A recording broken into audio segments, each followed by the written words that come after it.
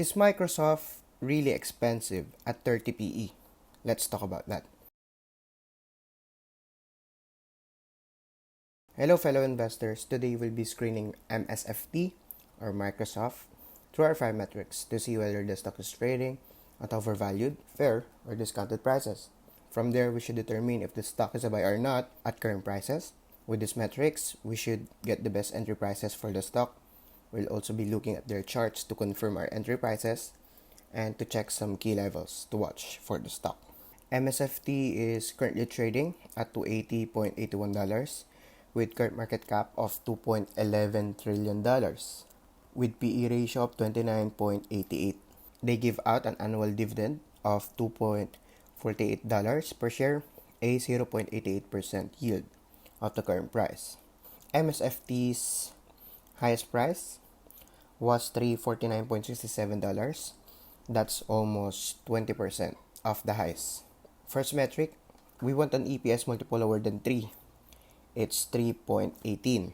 This metric tells me how much I'm paying for a stock based on their EPS. Again, because I believe PE is the price we pay for in a company or a stock. Usually, I use this metric when I'm screening multiple stocks. If it's above 3, I try to stay away from them because then I'd be overpaying if I bought a stock with a higher than 3 EPS multiple. Now, is 3.18 that bad? Well, no. We just need to know whether the PE is too high or the EPS is too low. Below is the EPS and OSN table. OSN is number of shares outstanding. I've added this here because we want to know if the EPS is increasing and the OSN decreasing, in which they both are. So this is good. I see no anomaly in the EPS.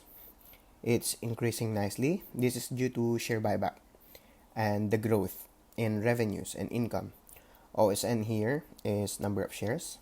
Here we can see that they bought back 208 million shares in 5 years. This table here is their financials, seen in the income and cash flow statements. This includes the revenues, COGS, cost of goods sold, cost of revenues, they're all the same thing. Operating expenses includes SG&A and R&D and some other costs like stock-based compensation.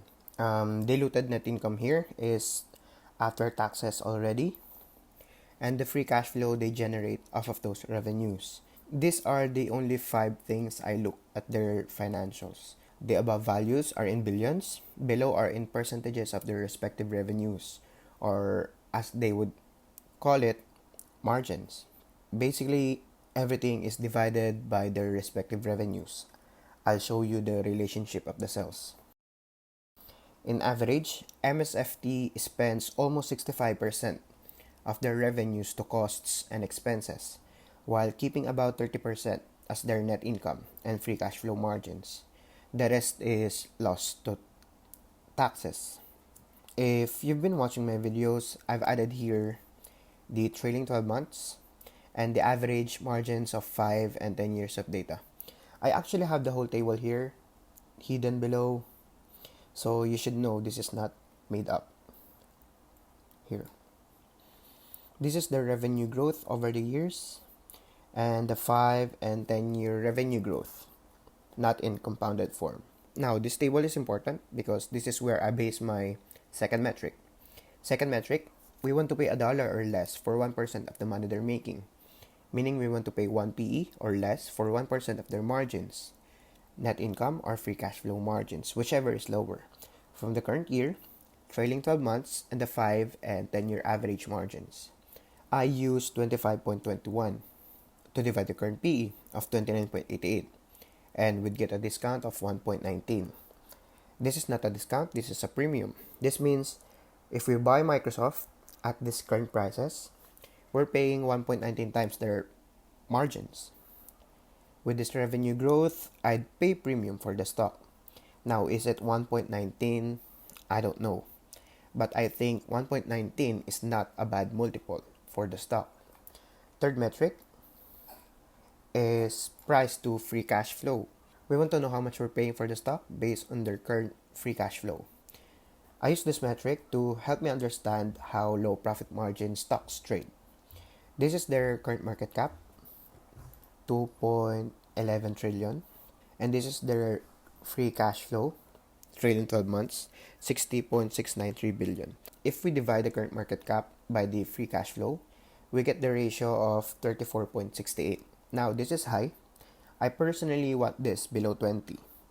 The inverse of this ratio is free cash flow yield. I want this above 5. It's 2.88. So with this 2 here, with this data, I'd say Microsoft is overvalued. Third metric is basically PE divided by the price to free cash flow metric. It's trading at a discount right now, 0.86, only because the price to free cash flow is too high. I wouldn't buy Microsoft for this metric, even if the metric says it's trading at a discount. Fourth metric is designed for stocks that pay dividends. In this metric, I discount the dividends paid to investors from the free cash flow, because you really can't use the same money you give as dividends to buy back shares, to pay debt, and to further the company. So I try to discount the dividends from their free cash flow. Microsoft pays an annual dividend of $2.48 per share. With EPS of 9.39, the payout ratio is 26.4 to 1. This means the dividend is safe for Microsoft if you're buying the stock for its dividend. First, we want to know how much dividends in total they give out to investors by first discounting it from the net income, since the payout ratio is based on the EPS. In here, Microsoft paid 18.801 billion in dividends. Of course, this is not accurate. This is merely an estimate. We then discount this 18.801 billion from their free cash flow, and we'd get 41.892. This is what's left of their free cash flow. This here, 22.66%, is basically the free cash flow margin with dividends discounted. From this metric, we're paying a premium of 1.32 times their free cash flow if we buy at these prices. Fifth metric is historical PEs. We want to know our discount compared to when the markets have valued the stock before by looking at their historical PEs.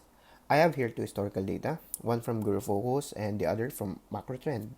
I use the lowest historical PE to divide the current PE and would get a discount or a premium of 1.14, meaning we're paying 1.14 times the historical PE if we buy at these prices. This means the stock is trading at a higher PE now compared before. These are the only ratios and metrics I look at when I'm screening stocks. You can see this from the balance sheet and cash flow statements. Their cash, their long-term debt, PB ratio, and current ratio. PB ratio is 13.16. We want this as low as possible.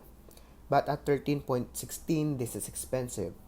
I don't have like a threshold for this, but this metric, it's like, it's a metric that it's, nice to know. PB ratio is basically the market cap divided by the total equity. Current ratio, we want this above 1. It's 2.25, so it's good. Current ratio is current asset divided by the current liabilities. With their cash position, they're basically debtless. In conclusion, I'd say Microsoft is overvalued and is trading at a premium. I don't own the stock yet. I think paying premium for the stock is acceptable. I have a fair value of $235 for Microsoft.